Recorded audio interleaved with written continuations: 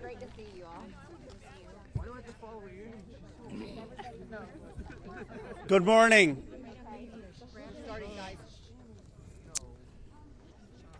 Today is the first day of real reckoning for the Epstein class. We're here to stand with forgotten and abandoned Americans against an Epstein class that had no regard for the rules or the laws. Look, this is one of the most horrific and disgusting corruption scandals in our country's history. You had Jeffrey Epstein, who literally set up an island of rape, a rape island. And you had rich and powerful men, some of the richest people in the world, who thought that they could hang out with bankers, buy off politicians, and abuse and rape America's girls with no consequence. Because survivors spoke up, because of their courage, the truth is finally going to come out. And when it comes out, this country is really going to have a moral reckoning. How did we allow this to happen? There should be no buildings named after people in this Epstein class. There should be no scholarships named after them. They shouldn't be enjoying the perks of being affiliated with corporations or universities or writing op-eds or being lionized. And many of the survivors will tell you some of these people still are celebrated in our society. That's disgusting. There needs to be accountability. I want to recognize first and foremost the survivors. They are the ones who made today possible. Many of you had forgotten about this issue, and frankly, for decades we have not done enough about this issue, and it's only because of their advocacy, them coming here to the Capitol. They showed up here time and again, and on September 3rd, that the country started to pay attention. And I also want to thank the courage of two of my colleagues in particular. Both of them have suffered, as you know, extraordinary political consequences for what they did. One, my colleague, Congressman Thomas Massie. This would not have been possible if he hadn't led the discharge petition that got 218 signatures and is going to force a vote in the House of Representatives. And this would not have certainly been possible if it were not for the courage of Marjorie Taylor Greene. She signed the petition, and I would keep texting Thomas, is she going to drop off? Is she going to drop off? Because there was so much pressure against her, so much attacks against her. But she stood with the survivors. For Thomas or me, this has never been political. This is not about questions of Trump or Biden. This is a question of doing the right thing for survivors. We're going to get a vote today. I expect an overwhelming vote in the House of Representatives, and I don't want the D.C. swamp playing any games. They need to pass this in the Senate, and they should not amend it.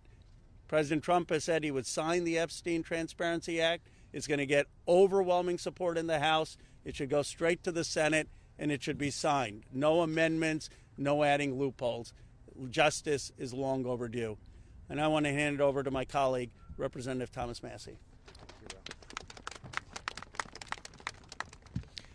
I want to start by thanking the survivors. I mean, they're giving everybody hope in this country. There are survivors of other sex crimes in this country wondering if they should come forward. They're clouded with shame and concerned that law enforcement will do nothing. And these survivors have stepped forth, taking that same risk, worried that they will be defamed themselves. They have been defamed for stepping forward. But we're going to get justice for them. That's going to happen today in the People's House. The founders set up our government with 3 branches and 2 branches of Congress. And I don't think it's any coincidence that this fight is being started and it's being won in the House of Representatives. I have people, other survivors of other sex crimes, who come to me and say, thank you. You give me hope. You give us hope. There is hope here. We fought the president, the attorney general, the FBI director, the Speaker of the House, and the vice president to get this win. But they're on our side today, though. So let's give them some credit as well. They are finally on the side of justice. And as Rose said, don't muck it up in the Senate. don't get too cute. We're all paying attention.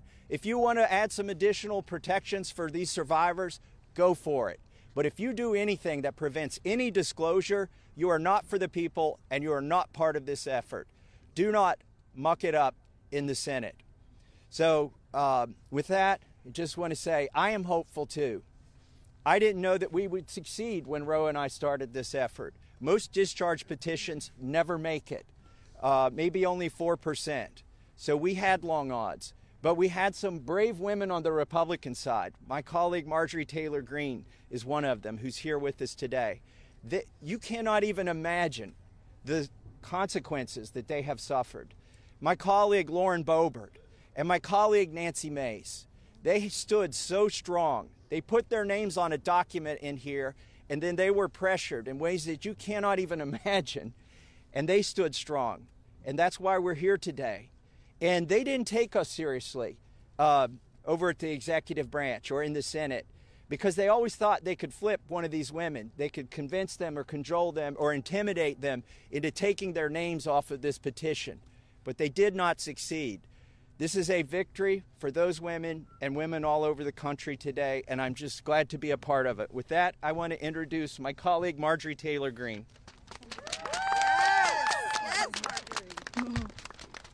Thank you, Thomas. Thank you, Ro. I woke up this morning and I turned to my weather app to check the temperature, and it was 32 degrees. And my first thought was, hell has froze over. I want to speak goodness and love and hope into the women standing behind me and all of the other survivors whose names you don't even know, but stand with these women. They are survivors, and they are strong, and they are courageous, and they are daughters of God. They are not victims. These women have fought the most horrific fight that no woman should have to fight, and they did it by banding together and never giving up.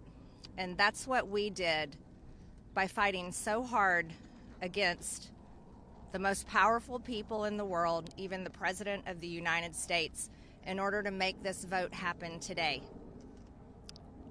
I was called a traitor by a man that I fought for 6 years for. And I gave him my loyalty for free. I won my first election without his endorsement, beating 8 men in a primary. And I've never owed him anything, but I fought for him for the policies and for America first. And he called me a traitor for standing with these women and refusing to take my name off the discharge petition. Let me tell you what a traitor is. A traitor is an American that serves foreign countries and themselves. A patriot is an American that serves the United States of America and Americans like the women standing behind me. And I want to tell you that this only became possible today because the American people whom we serve as representatives here in Congress demanded that this vote happen, and they put more pressure on every single elected politician in this city than has ever been put on them. And today you are going to see probably a unanimous vote in the House to release the Epstein files, but the real fight will happen after that. While I want to see every single name released so that these women don't have to live in fear and intimidation, which is something I've had a small taste of in just the past few days, just a small taste. They've been living it for years. But the real test will be, will the Department of Justice release the files? Or will it all remain tied up in investigations? Will the CIA release the files? Will a judge in New York release the information? That's information that needs to come out. And will the list of names that these women privately hold, and they hold it because of their fear in their heart of what would happen to them if they release it on their own, will that list of names come out? That's the real test. So I want to thank Thomas Massey and Ro Khanna for your bravery in doing something that is much needed in America, crossing the political aisle that has become bigger than the Grand Canyon in America. But these men crossed that aisle on behalf of these women. And that is more of what is needed today in America than ever in our history. So thank you so much. Who's next? Ro, I'll let you introduce. Thank you. Thank you. Thank you. Thank you, Marjorie, Representative Green, for your courage and your words.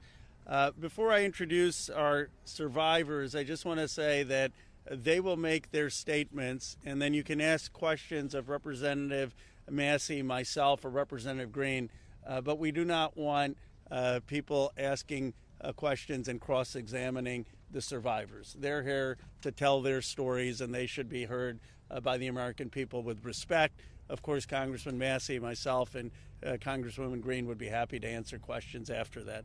With that, let me introduce the survivor who's helped organize a lot of this, and will be telling her own story and introducing the other survivors. Haley Robson, thank you for your courage and leadership. Absolutely, thank you all.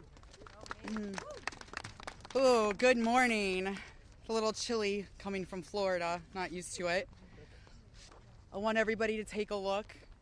I know everybody sees us today as grown adults, but we are fighting for the children that were abandoned and left behind in the reckoning. This is who you're fighting for. This is who Congress is fighting for. This is who the House of Representatives are fighting for, and hopefully the Senate will fight for us too. I want to kick this off right, and I want to address Marjorie Taylor Greene, Thomas Massey, and Ro Khanna. I want to express my gratitude for all three of you, and I know, Ro Khanna, we spoke earlier. This is an incredible thing that I'm watching as a Republican, and this is non-political, but for you to go against your own party and to be ostracized, there's no place for political violence, there's no place for intimidation, and I can say firsthand, stepping out against Epstein and his crimes against children, we have all experienced that ourselves. So for you to knowingly put yourselves at risk and put your career at risk is unbelievable to watch, and we are so grateful. I also want to make a proposition for Marjorie Taylor Greene, because you've been an advocate for this. If you decide to read those names on the House floor for immunity, I will be more than happy, no security needed. I will stand beside you. I will hold your hand. I will hold your coat in solidarity with you. And on top of that, I did talk to Jayapal, who said she would be more than happy to read those names too on the floor with all of us. It's time that we put the political agendas and party affiliations to the side. This is a human issue. This is about children. There is no place in society for exploitation, sexual crimes, or exploitation of women in society. There's no room for it, guys. We're not having it. And to the President of the United States of America, who is not here today, I want to send a clear message to you. While I do understand that your position has changed on the Epstein files, and I'm grateful that you have pledged to sign this bill, I can't help to be skeptical of what the agenda is. So, with that being said, I want to relay this message to you. I am traumatized. I am not stupid. I am traumatized. I am not stupid. You have put us through so much stress, the lockdowns, the halt of these procedures that were supposed to have happened 50 days ago. The Adelita Grijalva, who waited to get sworn in, and then get upset when your own party goes against you because what is being done is wrong. It's not right. For your own self-serving purposes, this is America. This is land of the free. Land of the free. In 1863, we have a woman on top of the Capitol building represent freedom. I do not feel free today. I don't know if the women behind me feel free today. So I am begging every member of Congress, every representative, to step up and choose the chaos, choose the survivors, choose the children, protect the children. All children, you protect all of us equally. Thank you very much for your time. Following that, Lisa Phillips will be the next survivor.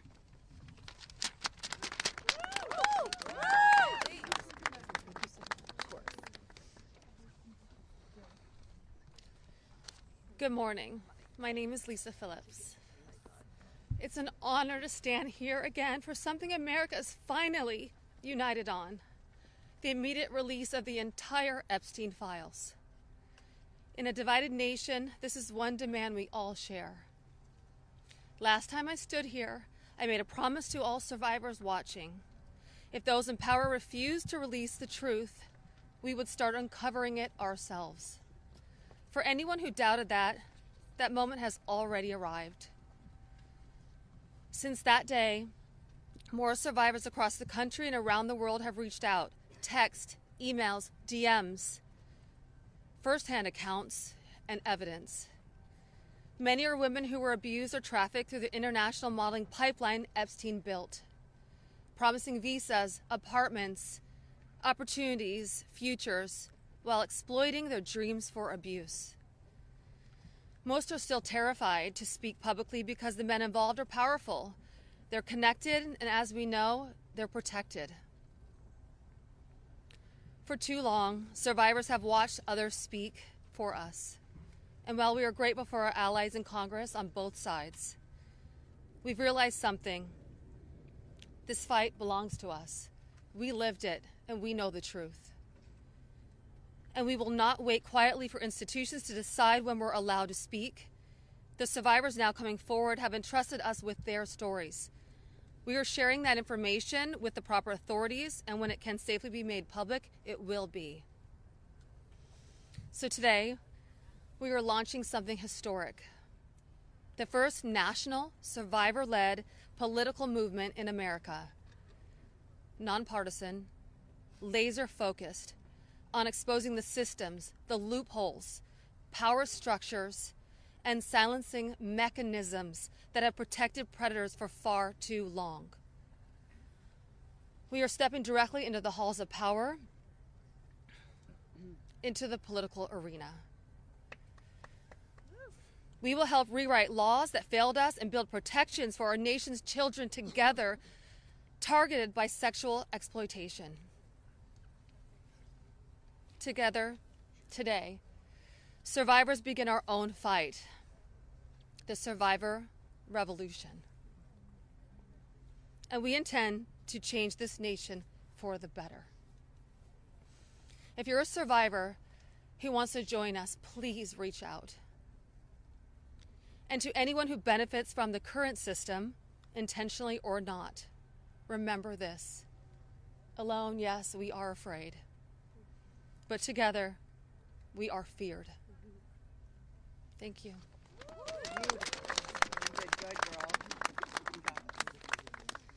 Hello, everybody. I am Jenna Lisa Jones, and just as Haley, I would just like to give a little reminder that this was me at 14 years old. I was a child. I was in 9th grade. I was hopeful for life and what the future had held for me. He stole a lot from me at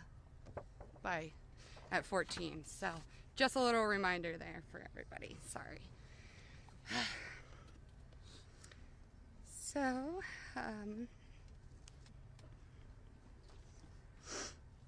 I just want to start out by saying thank you for all of you for being here today. I want to start by expressing my deepest gratitude to the members of Congress who have stood with us, the survivors, in demanding the transparency and justice. Your support is a signal that this institution can still serve the American people.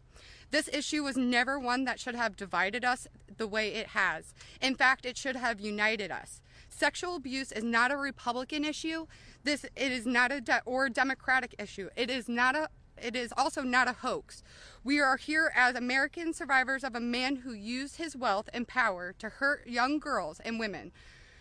The world should see the files to know who Jeffrey Epstein was and how the system catered to him and failed us. Emotionally, this process has been distressing. First, the administration said it would release everything and applauded President Trump for that. Then it fought to release nothing. Now that now that checks and balances of our democracy have worked and the bill is getting passed to release the files, we are hearing the administration say they intend to investigate various Democrats who were friends with Epstein. I beg you, President Trump, please stop making this political. It is not about you, President Trump. You are our president. Please start acting like it. Show some class. Show some real leadership. Show that you actually care about the people other than yourself. I voted for you, but your behavior on this issue has been a national embarrassment.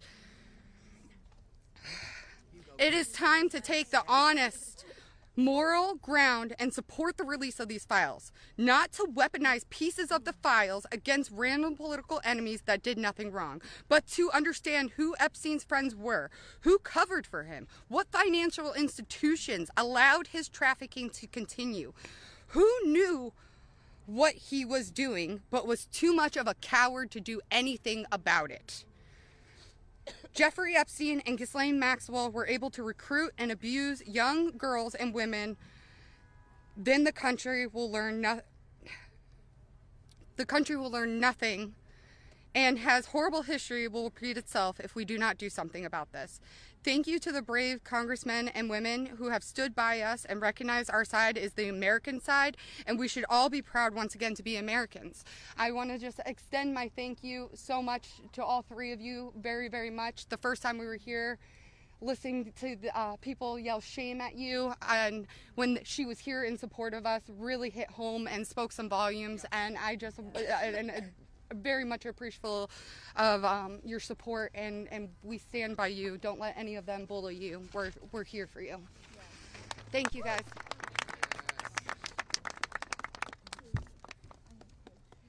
Wow. Good morning, everyone. Thank you all so much for coming together today and taking the time to listen to us. Your presence means the world, and it shows commitment to understanding and supporting survivors and Americans. I stand before you today with a heavy heart. I originated from Brazil, and I came to the United States when I was 8 years old. I was only 14 when I first encountered Jeffrey Epstein, and my daughter is now almost at that age. At 14, the only things she should be concerned with are going to school, practicing at her cheerleading competitions, and enjoying her time with her friends and family. She should not have to bear the burden of worrying about being manipulated or exploited. At this age, she is still a child, and no child should ever have to face such threats. I also want to address a troubling statement made by a prominent figure on a major platform who suggested that a 14-year-old should not be considered a victim of pedophilia. This is a dangerous and incorrect notion. When we talk about how children at 14 should still be treated as children, I ask you to look at the young people around you. Remember when you were that age? Do you think you should have been responsible for being groomed? Put yourselves in our position when we were young. I am here today not to just share my story, but to call on all of you to help make a difference. We need to support to push for the Transparency Act and release the Epstein files. Please reach out to your Congress members and senators and urge them to support this crucial legislation. The truth is something that we all deserve, and it is vital for safety and protection of the future of generations.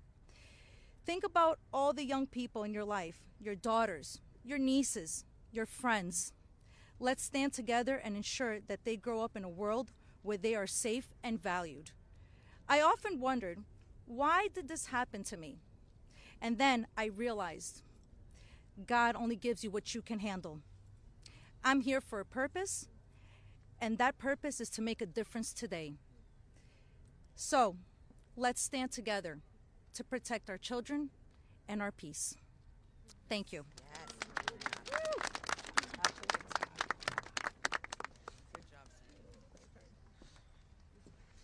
Good morning. I want to say a few things before I begin.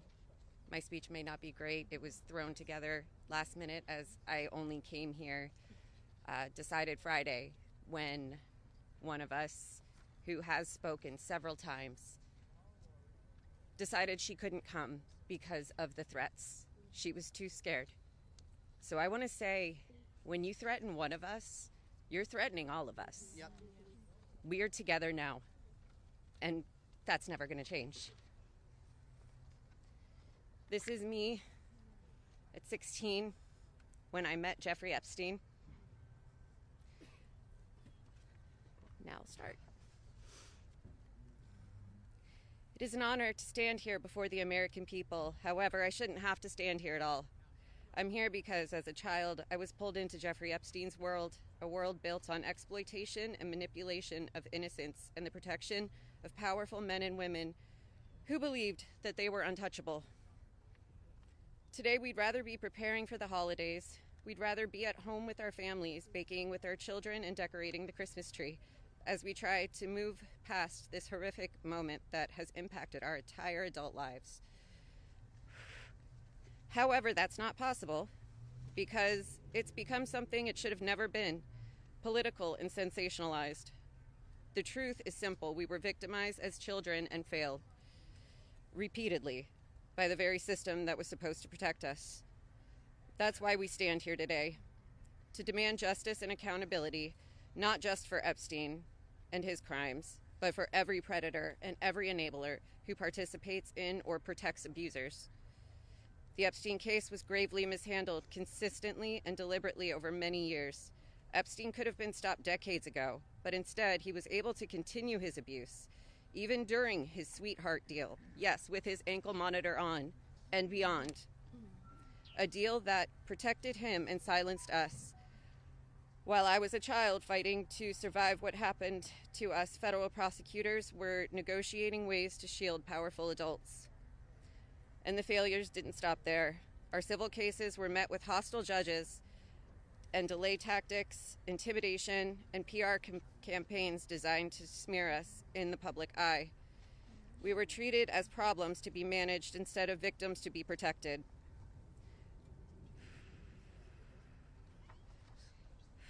Today, something has changed. Individually, our voices were whispers. Together, they've become impossible to ignore. We are encouraged to see elected officials from both parties, thank you, come together and finally take action to release the files. I'll leave it there. Thank you. Good job. Yes, Ashley. Good morning. My name is Wendy, and I'm standing here today with a truth that still scares me to say out loud. I'm going to put this down because I can't hold both, as you guys saw, but that was me when I was 14 when I met Jeffrey Epstein. None of us here signed up for this political warfare. We never asked to be dragged into battles between people who never protected us in the first place. We are exhausted from surviving the trauma and then surviving the politics that swirl around it. When survivors travel to speak, to advocate, to stand for the truth, we do it with our own money, from our own pockets, carrying our own fear, shaking in our own bodies. There is no team, there is no paycheck. It's just us hoping our voices make a difference. And it puts a pit right in your stomach because you know you're standing on the right side of history. Yes. But standing on the right side of history is not a comfortable place to be. Yep. It never has been. And in a sick, heartbreaking way, it's an honor to show up, an honor to speak here, and an honor to stand in light when the world tried to keep us in the dark. And what keeps me standing is, even with all this fear, I have a 14-year-old daughter myself, the same age I was. And when I look at her, I see the little girl I used to be, the one that no one protected. My greatest fear in this entire world is history repeating itself. And I will do anything, absolutely anything, to make sure that she has to never be one of these girls standing in front of a crowd like this today in her life. So today, from the safest and bravest places inside myself, I am asking Congress, please pass the bill. Please release the records. Stop making survivors fight alone for the truth that should have protected us in the first place. To the representatives that support us, thank you. Thank you for standing beside survivors so we don't have to face this fear alone. Thank you for choosing what is right over what is easy. And every survivor who is scared right now, your fear is real. Your courage is real, and even though we're terrified, we keep showing up. Because someone has to tell the truth. Someone has to protect these children. We deserve safety then, we deserve it now. And we are done being afraid so others can stay comfortable. So with that, I want to say thank you guys for having us. And I just hope that people can remember that as survivors, our story never leaves us, but the choice that you make to pass this bill, your career is in front of you, and that choice will follow you. Everybody will know. So, thank you. Beautiful. Good job. Well said. You're incredible.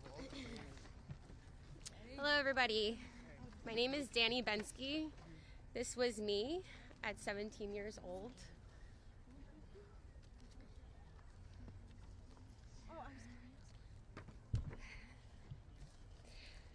Coming from the dance world, I was recruited in 2004 after a systematic breaking down where Epstein leveraged my mother's brain tumor scans. He threatened me to withhold care for her. He trapped me in a year-long cycle of abuse. The last time I was here in Washington, D.C., I talked about being a part of this beautiful mosaic of women behind me, and they are exactly that. They are a beautiful mosaic of energy and passion and love and life. I am one story of 1,000. You think of that number, 1,000. I spoke of how big our hopes and dreams once were, and I talked about how they were completely shattered at the hands of Ghislaine Maxwell and Jeffrey Epstein. Now, I look at this amazing community behind me. They are survivor sisters. We are together. We stand together in this. And I realize that we are a representation of women across America.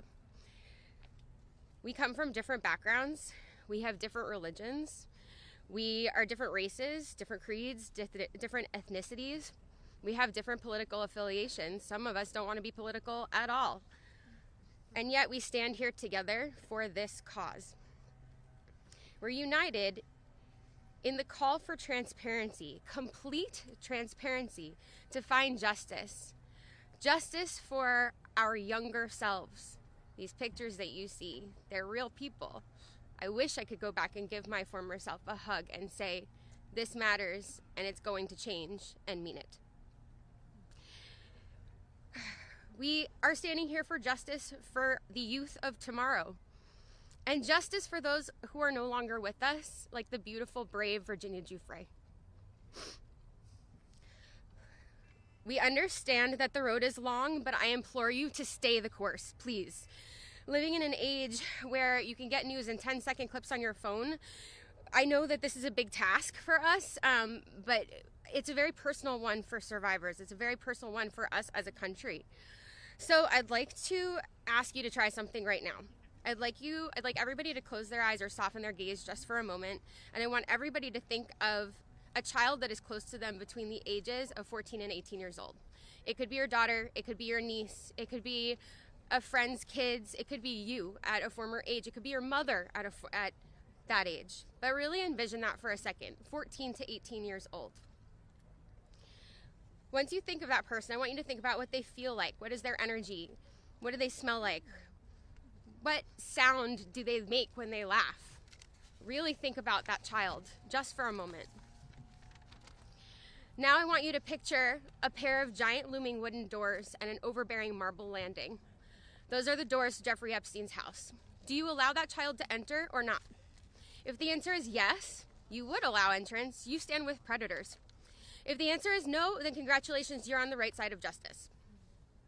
Now you have homework. I am calling for the American people. You have homework. Call your congressional leaders. Call your senators. Please support this bill. Let's get it all released. Thank you very much.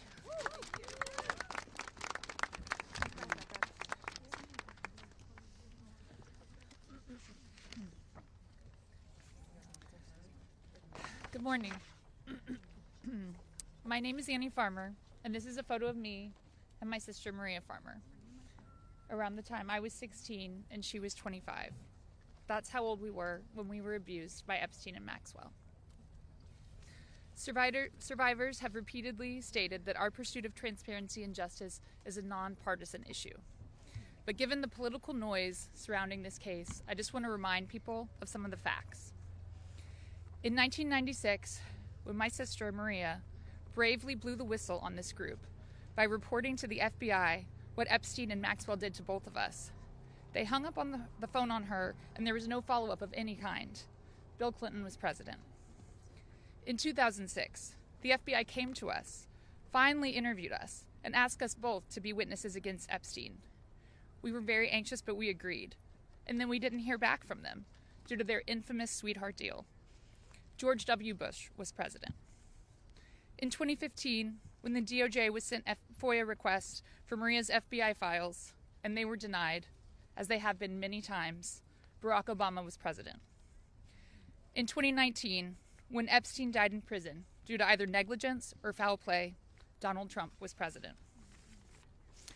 In 2023, Maria's attorneys sent a letter on her behalf to the government, requesting an investigation into the repeated law enforcement failures in this case, similar to what was done in the case of Larry Nassar. They declined to do so. Consequently, my sister filed notice that she would be suing the government for failing to uphold its legal, ethical, and moral duties in this case. Joe Biden was president. This year, after campaigning on a pledge to finally release the files, under Trump's second presidency, the DOJ announced they were closing the investigation into Epstein's co-conspirators, and then transferred Ghislaine Maxwell into a prison camp, where it is well documented that she is receiving special treatment. This is not an issue of a few corrupt Democrats or a few corrupt Republicans. This is a case of institutional betrayal. Because these crimes were not properly investigated, so many more girls and women were harmed. My sister, because of her bravery, was repeatedly threatened and lived in fear, with dire consequences for her health and her career. 30 years later, even as oceans of allegations and obvious truths have emerged, the government has still not chosen transparency. This is why we have all come together as one united voice to demand the release of all the Epstein files and to finally bring the truth out of the shadows. Yes.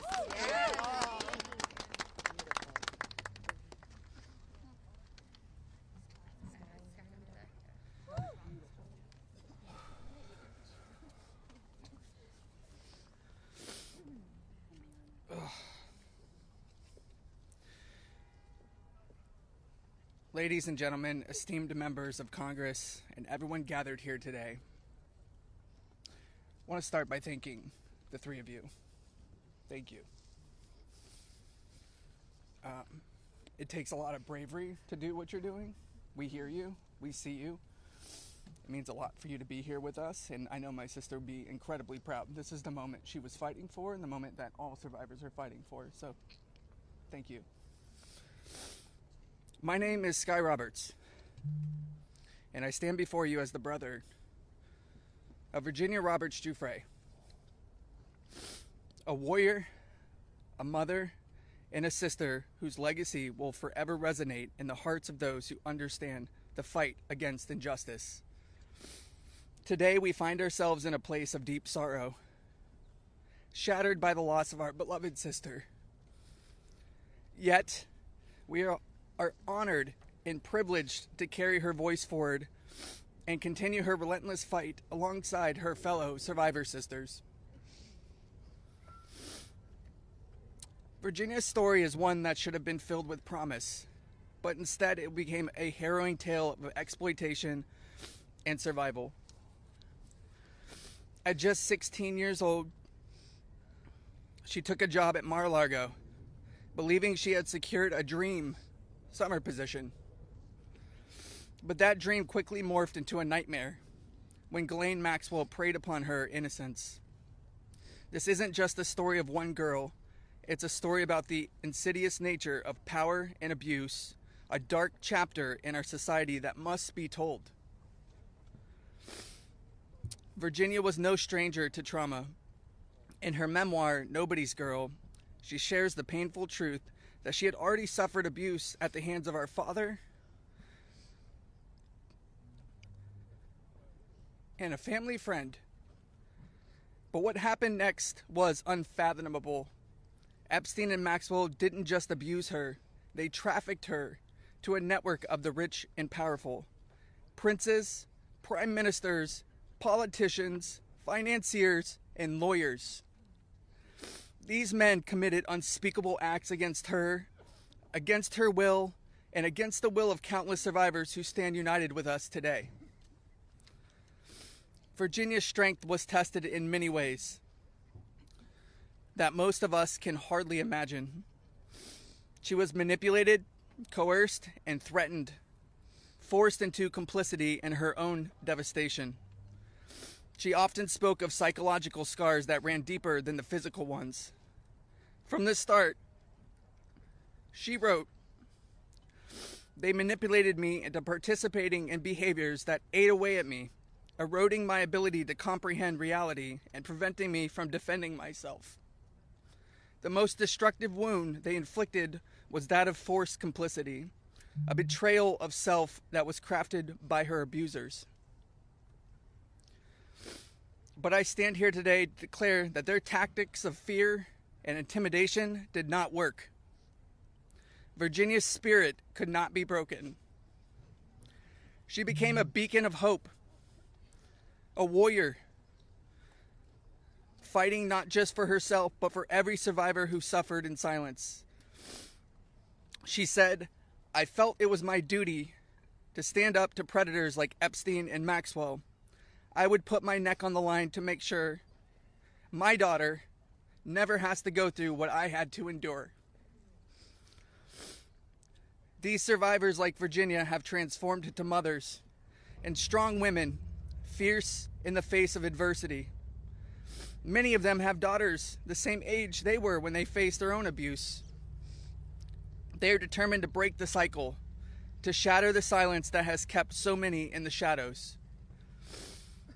Virginia quoted in her memoir, "There I was, as the mother of 3 children.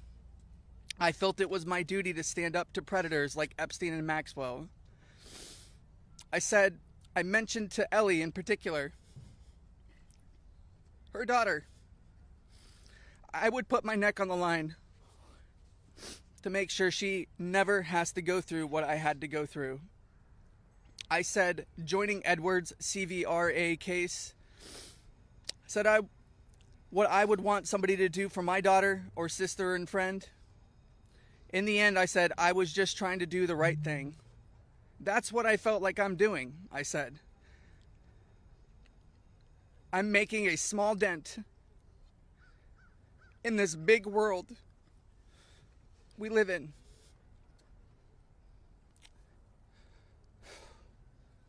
Well, sissy,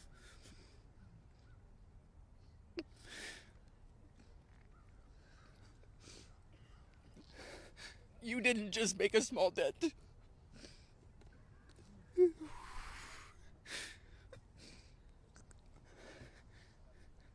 You made a monumental impact, a resounding statement that echoed across the world. You built an unbreakable wall, a barrier that will protect future generations from the horrors of abuse.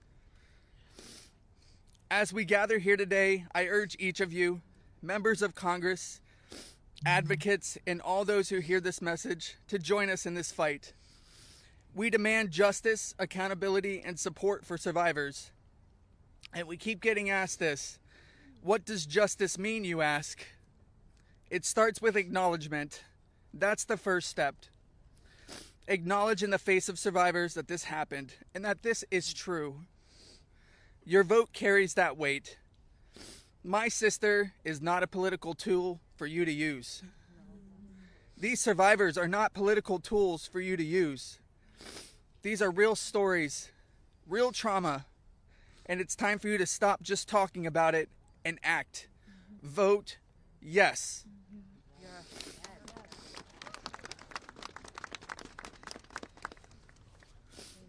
Virginia's legacy is not just hers. It belongs to all of us who stand against injustice. Together, we will ensure that the voices of survivors are heard, that the truth prevails, and that the horrors of the past are never repeated. Thank you. Thank you for listening, and thank you for standing with us.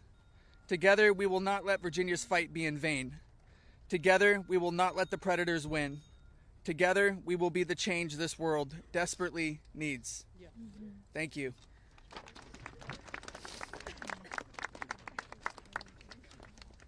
It was so beautiful.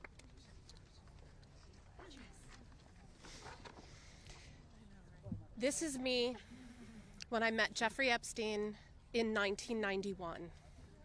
I always share the date when I talk about my story because people rarely acknowledge how long this has actually been going on. And for too long, truth has been buried, survivors have been silenced, and powerful people have been protected. And today we stand in a moment that will decide whether our government still belongs to the American people or to those who prey on them. Because when mountains of evidence and decades of victim reports across 5 administrations still lead to sweetheart deals or no prosecution at all, this isn't just one case gone wrong. It's an institutional failure on a historic scale, and every member of Congress in this administration must answer for that failure.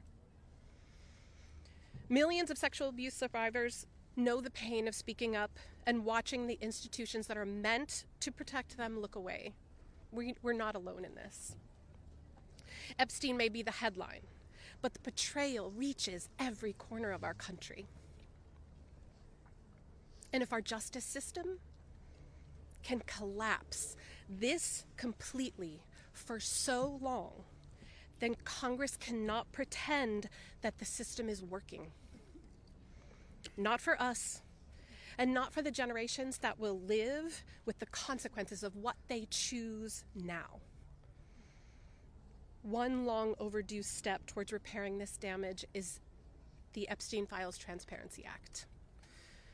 Because without transparency, there's no accountability. Without accountability, there is no justice. And without justice, democracy dies. Yeah. So representatives, you have a choice to show millions of Americans whether you stand with us or with the powerful predators that are counting on your complicity. Thank you. Yeah. Good job.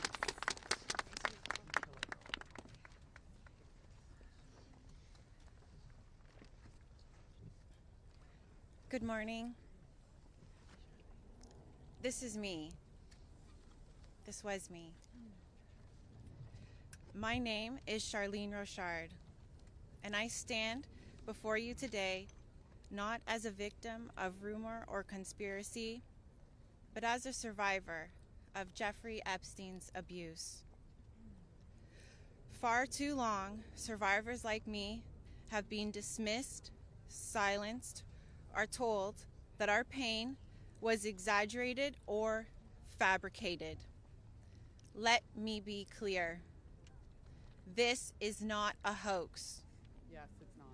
What we endured was real, and it has scarred lives across 5 presidential administrations. The truth has been buried in sealed files and hidden records for far too long. The Epstein Files Transparency Act is not just about survivors. It's about America itself. How can we keep America great if the principles the nation was founded on, that power belongs to the people, is not protected? No one, no matter how wealthy and well-connected, stands above the law. If we cannot face the truth, then we betray the very ideals that defines us as a country. By passing this act, Congress has the chance to prove that truth matters more than privilege, that justice matters more than influence, and that America has the courage to confront even the most uncomfortable realities. This is not just about survivors. It's about every American who believes in accountability, fairness, and the promise of justice. I stand here today not only for myself, but for every survivor of Jeffrey Epstein's abuse who has carried this burden in silence, and for every citizen who believes that justice delayed is justice denied. Yes. I want to thank Representatives Ro Khanna and Thomas Massey for standing with us. Thank you. And I especially want to thank Representative Marjorie Taylor Greene. Her unwavering support, her courage to stand with us and demand transparency gives us strength. Thank you. It shows that this fight for accountability is bigger than politics. It's about humanity, justice, and truth. This is about America's future. It's about whether we, the people, will be heard when we have the courage to stand for truth and justice. Our voices are real. Our pain is real. And our demand for justice will not be silenced. Thank you. Amen. Yes. Girl, Charlene. Hello. Good for you, girl. You did amazing.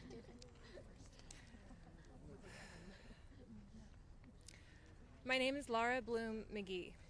This is my first time speaking publicly about my abuse. As a young woman in New York City, I was pursuing a modeling career and building a life of giving back through my philanthropic work. Instead, I was intentionally groomed and became part of an international model sex trafficking ring that was led by Jeffrey Epstein. I was sexually and mentally abused by Jeffrey Epstein. He used my dreams and vulnerabilities to silence me. Today, I am here to break that silence.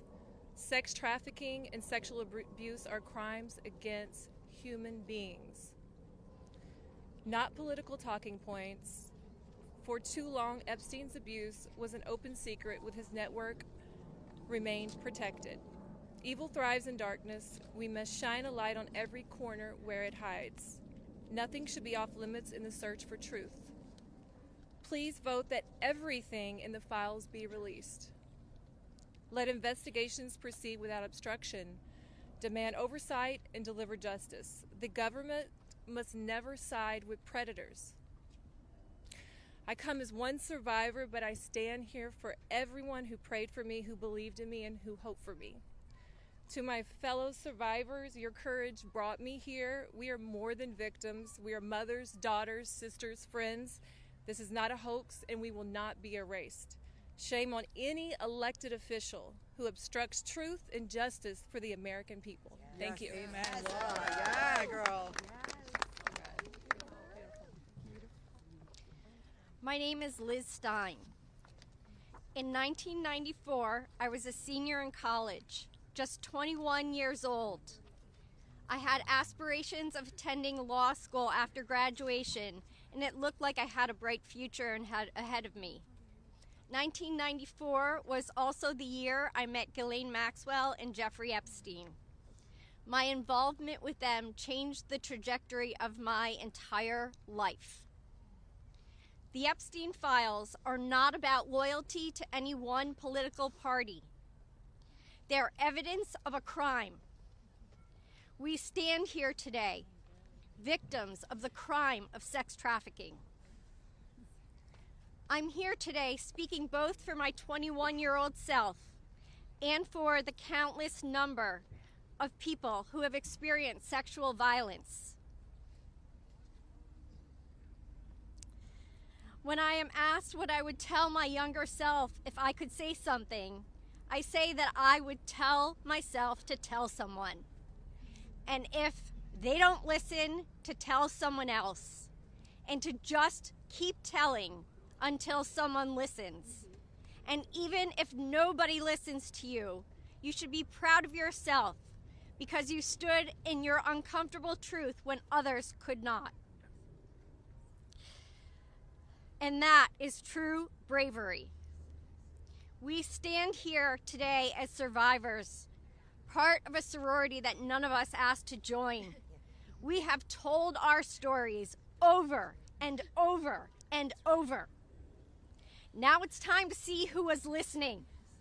We ask that you vote to release the files, all of them, so the victims of this crime can finally see justice. Thank you. Amen. Yes! You go, girl.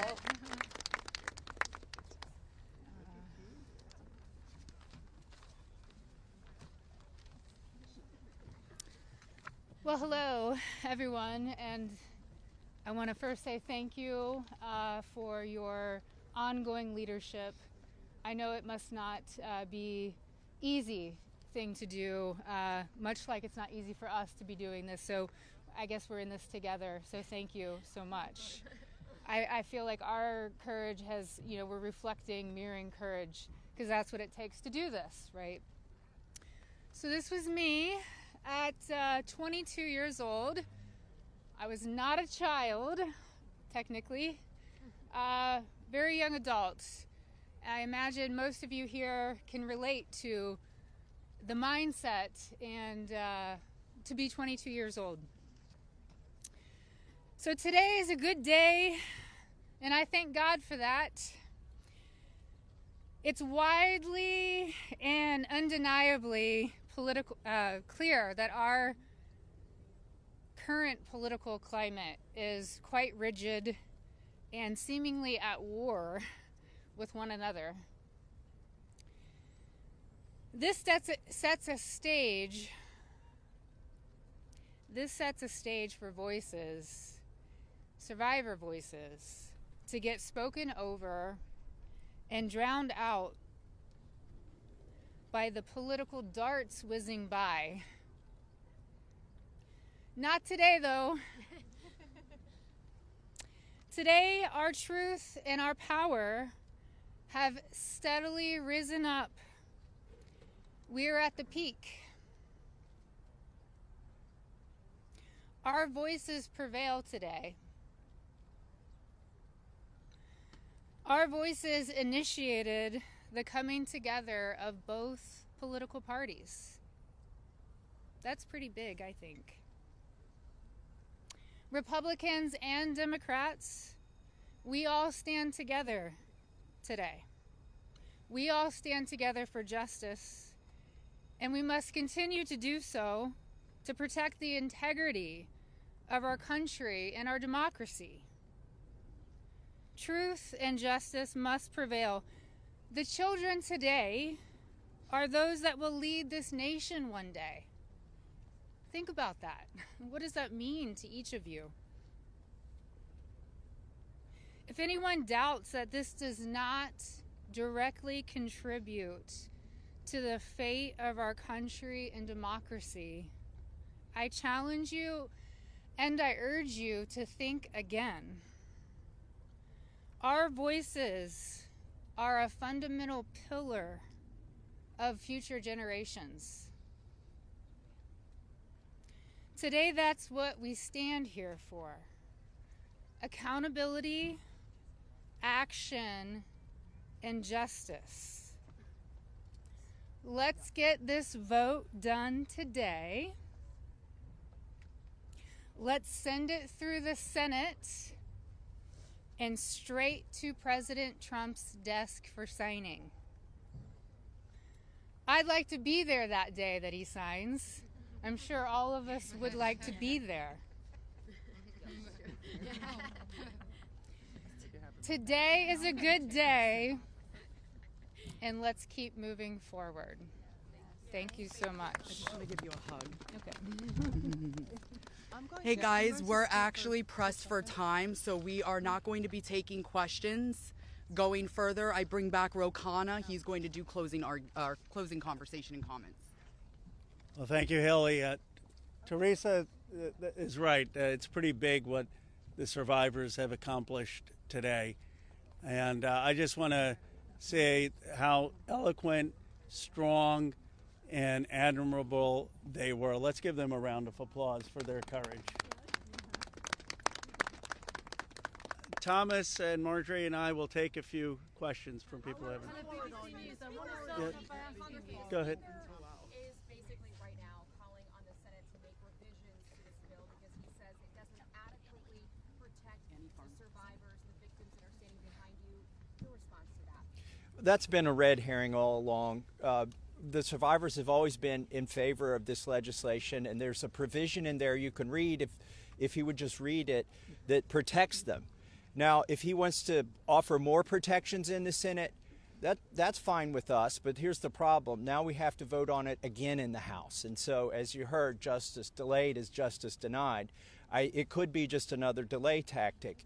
But we want to... Is that what you think? That's the motivation? I think the Speaker wants to save face. He's going to vote for a piece of legislation today that he's disparaged for 4 months. And however he needs to come on board, we want him on board. So we appreciate that. Did you want to? Go ahead. Go ahead.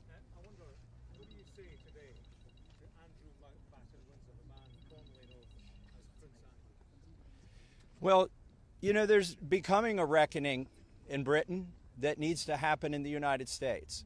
A prince lost his title. The ambassador to the United States lost his job. We need to see those same kind of consequences here. As my colleague Rose said, there shouldn't be buildings named after these perpetrators of these heinous crimes. There shouldn't be scholarships named after them. And there needs to be accounting. We've seen tens of thousands of pages released by the Oversight Committee. What we've not seen is a single name.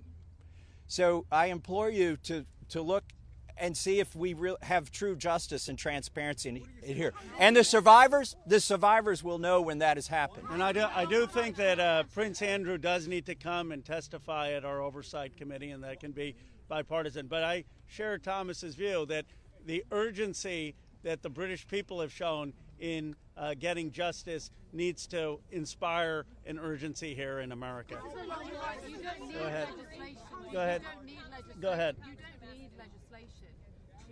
To get the files released. President Trump could just release them today. Well, Is that frustrating for you? Why isn't he doing that? And also, did you ask him to be here today? It's a really powerful moment, this. Look, I'll let my colleague speak. I hope the president meets the survivors. And I hope when he signs the bill, the survivors are there.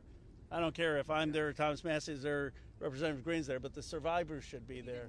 But I hope he meets them, because I think if anyone who meets them and sees their emotion will be moved.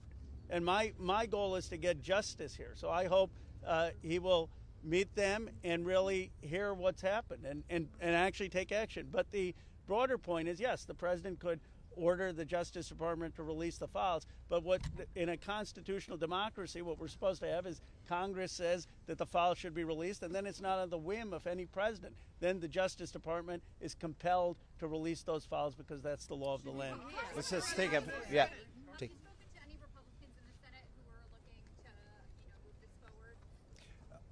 So Senator Merkley is a Democrat. He's led the exact same legislation that Roe and I introduced in the House. One Republican co-sponsored his bill yesterday, and I have spoken to at least one more who says they will co-sponsor. The important thing about the Senate is that they need not to muck this bill up. There's a lot of attention on here. We've needlessly spent 4 months dragging this out. A representative, a duly elected representative, was denied her seat in Congress for 49 days, and it's time to pull the Band-Aid off. The Senate, it may be tempting for them to get cute and to do things that will limit the release of these documents. They are afraid that people will be embarrassed. Well, that's the whole point here.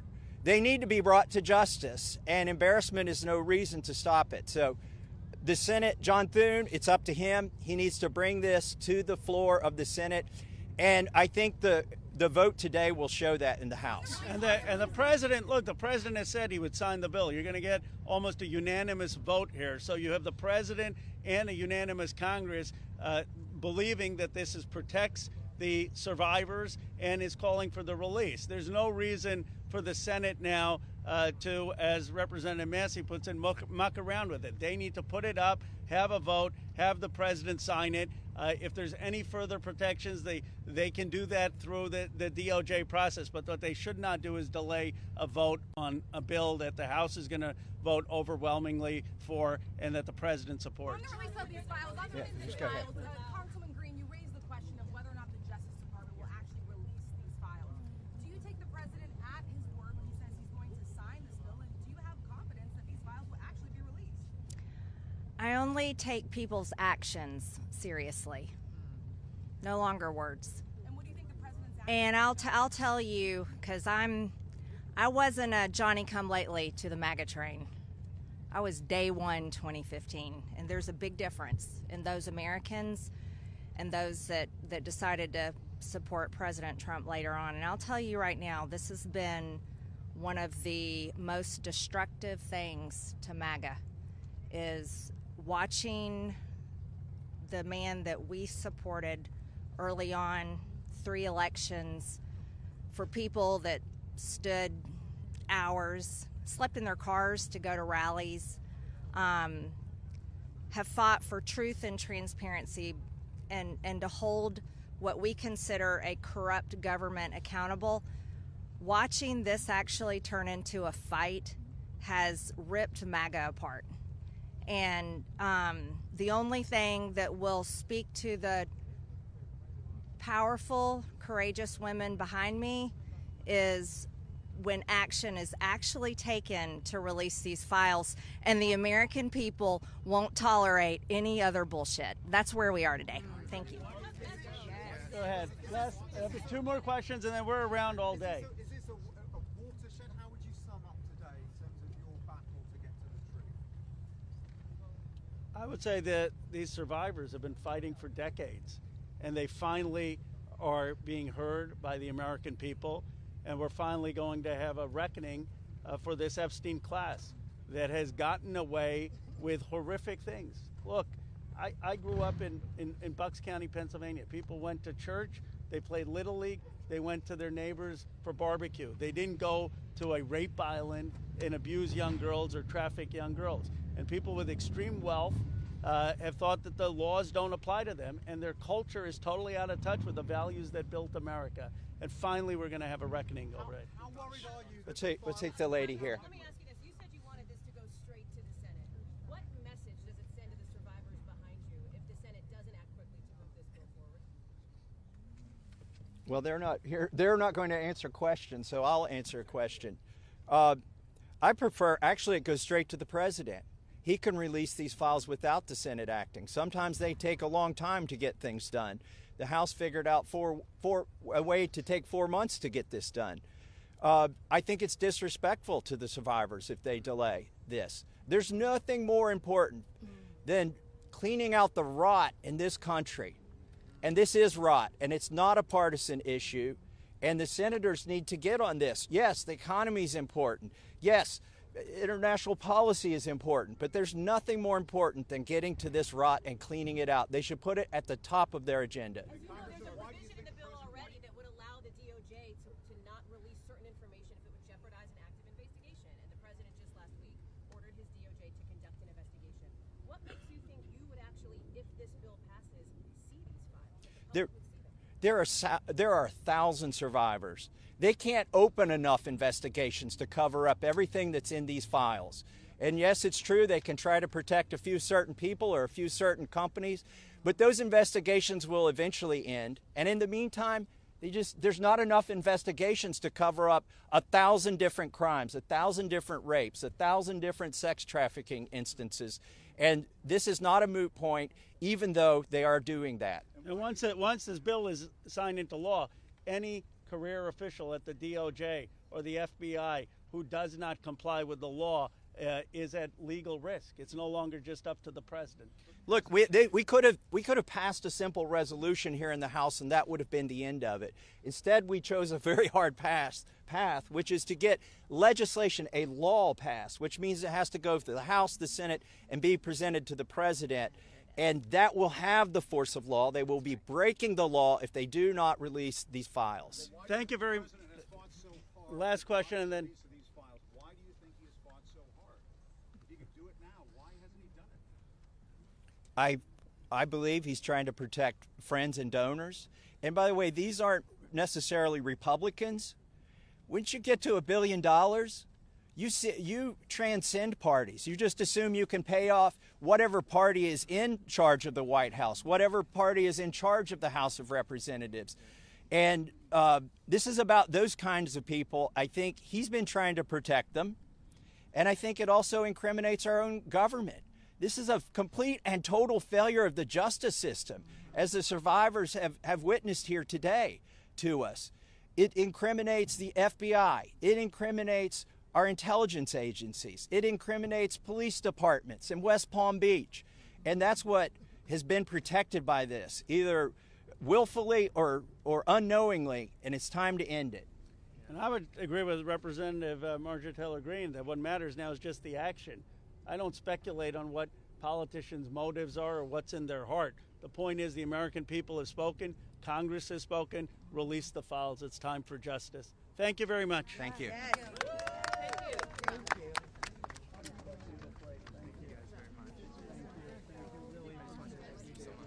Very brave. Incredible. I appreciated your work very well.